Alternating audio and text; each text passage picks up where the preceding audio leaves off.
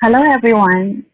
Today I'm going to, sorry, before I start, I would like to thank Rob for giving me this great opportunity to share something with you. Today I'm going to talk about encouraging young children to speak English. If we create a safe atmosphere in the classroom, children will happily speak English. We need to think about how to encourage children to experiment and practice English. We can do this by using English ourselves, from everyday classroom instructions to chunky phrases which children can easily copy and learn. Of course, planning lessons which are fun, motivating, and memorable will have your students participating in speaking activities in no time at all. So, let me see. I can move this slide. So why don't your students speak English in class? The teacher keeps using L1 to keep using native language is one of the problems that we heard very often.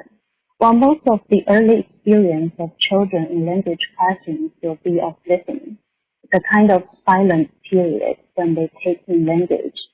This is why it's so important for the teacher to speak English as much as possible, as it's all comprehensible input. If the teacher doesn't use English, then neither will the student. Children are excellent imitators, but they need something to follow.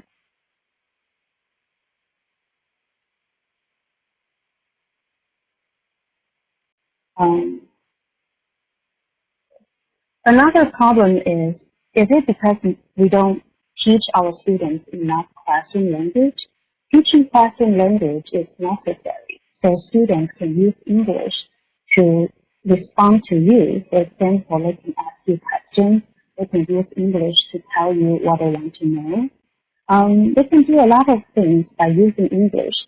So try to encourage your students to get things done by speaking English. The advantage of this is speaking English will become automatic for your students.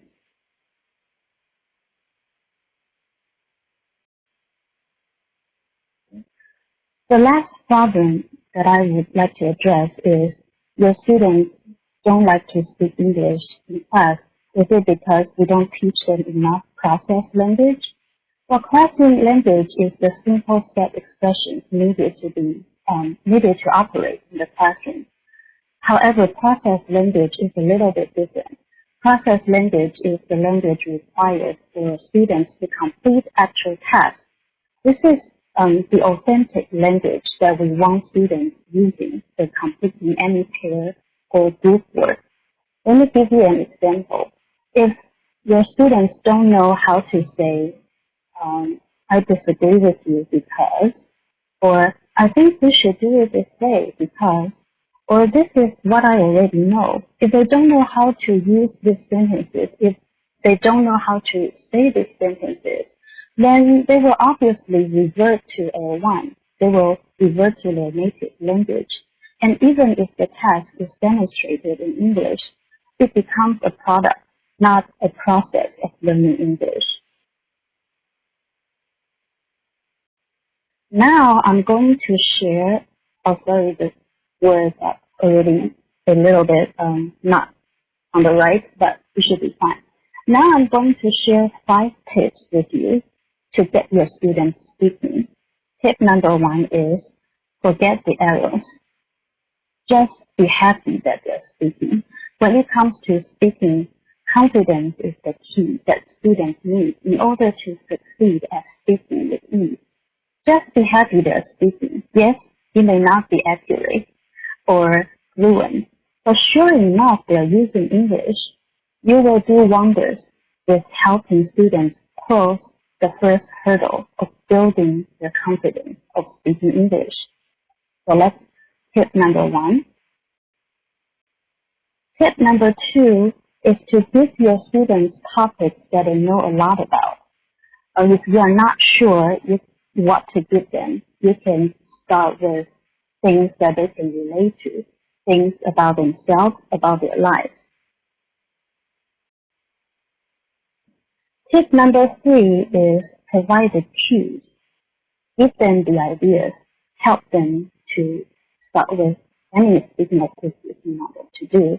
If the cues fail, give them the outline.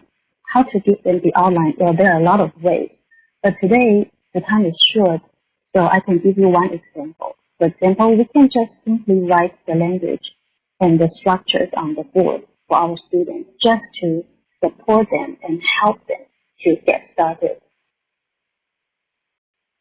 And tip number 4 is take them for a walk on the wild side.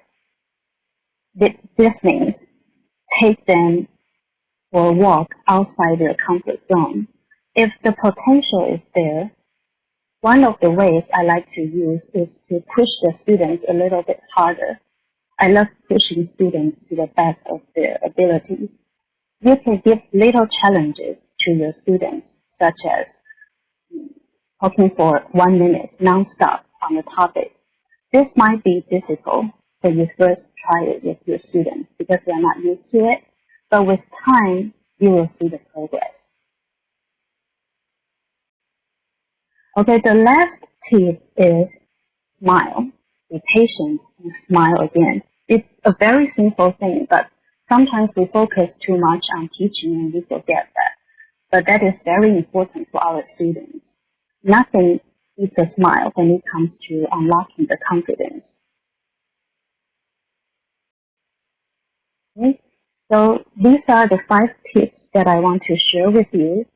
We are running a little bit late. I don't want to delay anyone's schedule. So hope you will succeed in providing your students with the key to unlocking their confidence. Thank you all very much, and you can reach me with this email address or find me on Facebook with this email. Thank you, everyone.